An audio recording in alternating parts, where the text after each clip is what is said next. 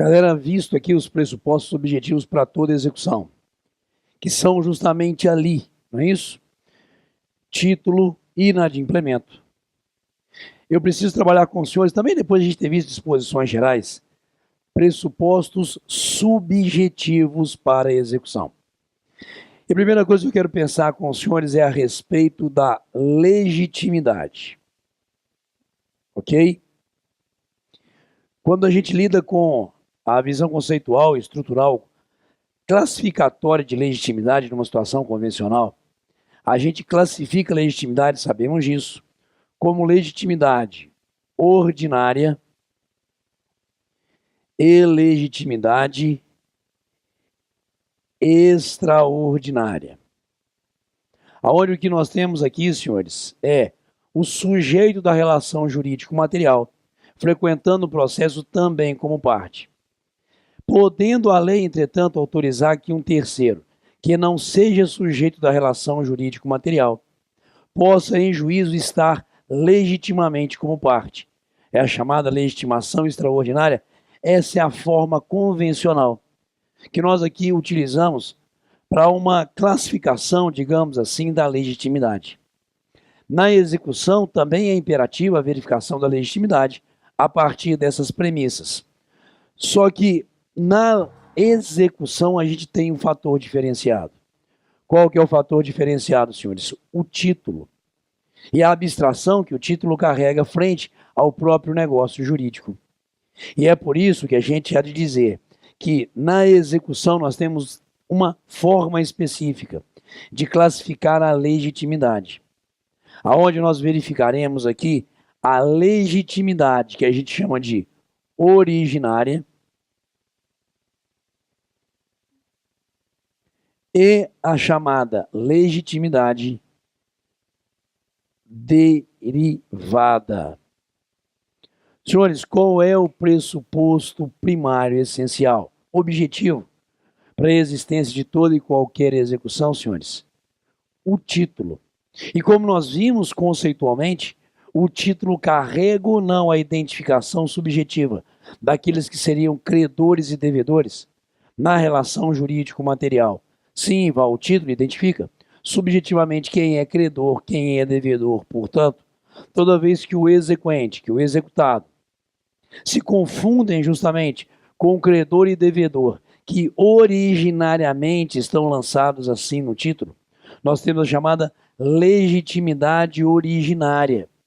Portanto, legitimidade originária para a execução pressupõe aquele credor, aquele devedor, que agora estão no processo, respectivamente, como exequente e como executado, e que estão aqui justamente no título, como credores e devedores. Mas a pergunta que eu faço aos senhores é a seguinte: é lícito, é possível que a gente tenha, senhores, a transmissão da obrigação para alguém? Outro pagará no lugar desse, que aqui é o devedor, originariamente presente no título? Sim. É possível também que a gente tenha, senhores, a cessão do crédito, ali representado no título, para outra pessoa que não aquele que é ali originariamente lançado como credor? Sim, é possível. Senhores, em razão de atos entre vivos, ou em razão de causa-morte, inclusive, até porque a morte não põe fim necessariamente ao direito ou à obrigação. Então, por ato entre vivos, ou em razão de causa-mortes, nós podemos ter agora, como exequente, como executado, outros que não constam originariamente no título, como credor e devedor. São as situações de legitimação derivada. Senhores, exemplo, no título executivo, eu tenho credor, melhorar minha letra aqui, beleza? Eu tenho credor João, eu tenho devedor, beleza? Paulo. Senhores, Paulo está no título como devedor. Paulo morreu. Responderá ou não por essa dívida o espólio, os herdeiros, os sucessores do Paulo. Sim, então João agora, sabedor da morte do Paulo, e não havendo o cumprimento da obrigação, vai propor a execução contra quem, senhores? Não contra o Paulo, devedor falecido, mas sim contra os seus herdeiros, contra o espólio dele, ok? Que não está no título como devedor. Razão, causa mortes. Mas o mesmo caso aqui, senhores, imaginemos, ok? Devedor, o Paulo, perfeito? João resolve ceder o seu crédito, fazer uma cessão de direitos para Manuel. Senhores, quem no título figura como credor é João. Só que João cedeu o seu crédito, senhores, para Manuel. Paulo não pagou. Quem há de ser o exequente agora nesse processo de execução? Manuel, que apesar de não estar no título como credor, por ato entre vivos, é hoje o detentor do crédito. Esses exemplos que eu apresentei para os senhores são justamente exemplos de legitimidade derivada, porque em razão de ato entre vivos, como aqui nós fizemos, ou em razão de causa-morte, também como aqui nós fizemos, exequente e executado não serão mais aqueles que originariamente estão no título, mas outros que agora também possuem legitimação para propositura ou para continuidade da execução, figurando lá como exequente e como executado. Vamos à lei para essa identificação, por favor. O senhor está ali, artigo 778. Podem promover a execução forçada o credor a quem a lei confere título executivo. Aqui, percebam, legitimação ativa originária. Porque quem estaria promovendo a execução é o credor que está ali presente no título executivo. Pegamos? Continuemos, por favor. Mas olhem o parágrafo 1º do artigo 778. O caput do 778 me fala de uma legitimação, não é isso? Originária. Parágrafo 1º.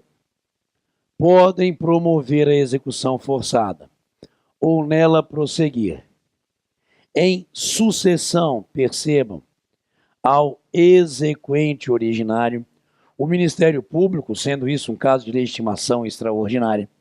Mas percebam, senhores, o credor que está presente no título executivo como tal morreu.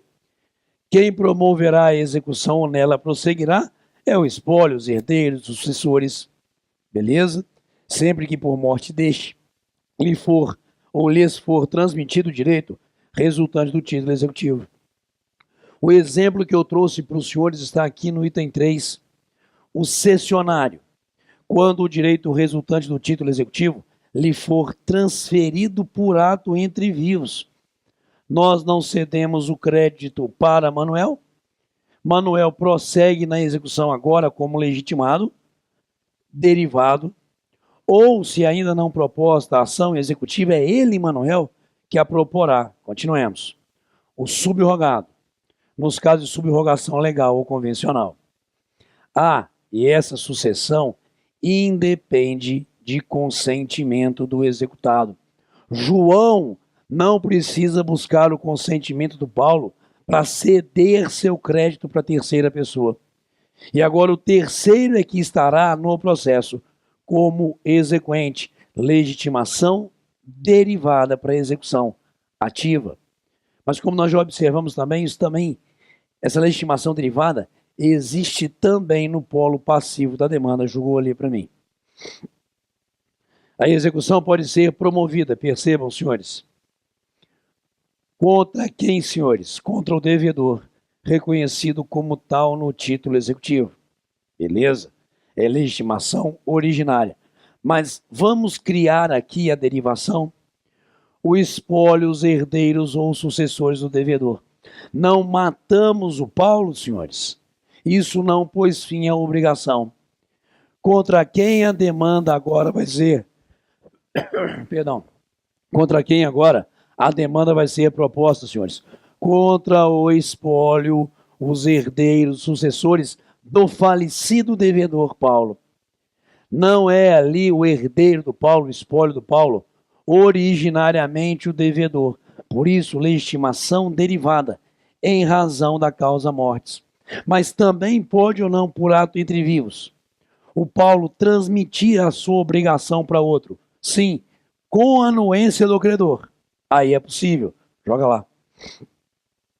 O novo devedor, que assumiu com o consentimento do credor a obrigação resultante do título executivo. Ao assumir agora essa obrigação, esse novo devedor, que não consta originariamente no título, como devedor, é ele que será executado. E, para terminar, o fiador do débito constante em título extrajudicial, o responsável titular do bem vinculado por garantia real ao pagamento do débito e o responsável tributário, assim definido em lei. Senhores, então é muito importante que a gente possa, desses itens que aqui nós destacamos, identificar que na execução nós temos também aquilo que a gente chama de legitimação originária e legitimação derivada. Pegamos? Maravilha. Isso aqui é a figura de partes dentro do procedimento executivo e a identificação da sua legitimidade. Nós vamos continuar aqui com outro tema. Pode jogar para mim.